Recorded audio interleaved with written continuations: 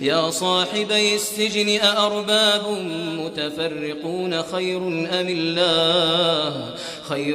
الله الواحد القهار ما تعبدون من دونه إلا أسماء سميتموها أنتم وآباؤكم ما أنزل الله بها من سلطان إن الحكم إلا لله أمر ألا تعبدوا إلا إياه ذلك الدين القيم ولكن أكثر الناس لا يعلمون يا صاحبي السجن أما أحدكما فيسقي ربه خمرا وأما الآخر فيصلب فتأكل الطير من رأسه قضي الأمر الذي فيه تستفتيان وقال للذي ظن أنه ناج منهما اذكرني عند ربك فأنساه الشيطان ذكر ربه فلبث في السجن بضع سنين وقال الملك إني أرى 7 بقرات سمان يأكلهن 7 عجاف و7 سنبلات خضر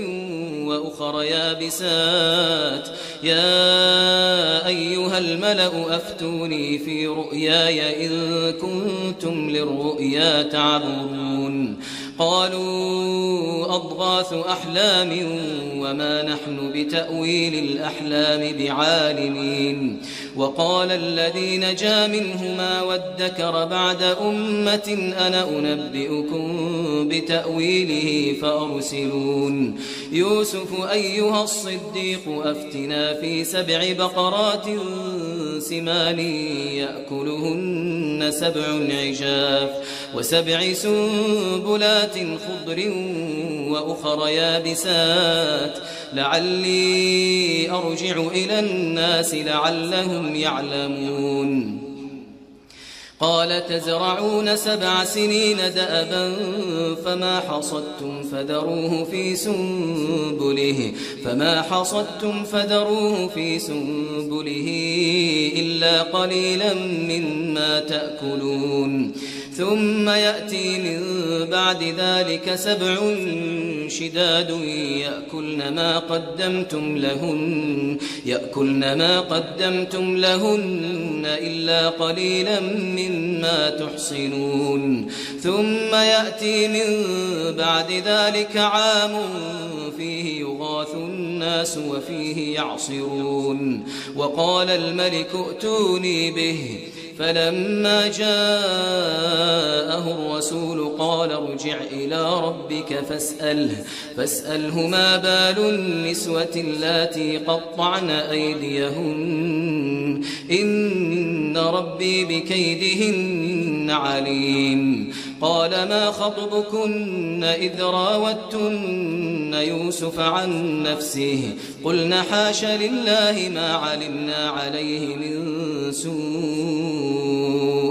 قالت امرأة العزيز الآن حصحص الحق أنا راودته عن نفسه وإنه لمن الصادقين ذلك ليعلم أني لم أخنه بالغيب وأن الله لا يهدي كيد الخائنين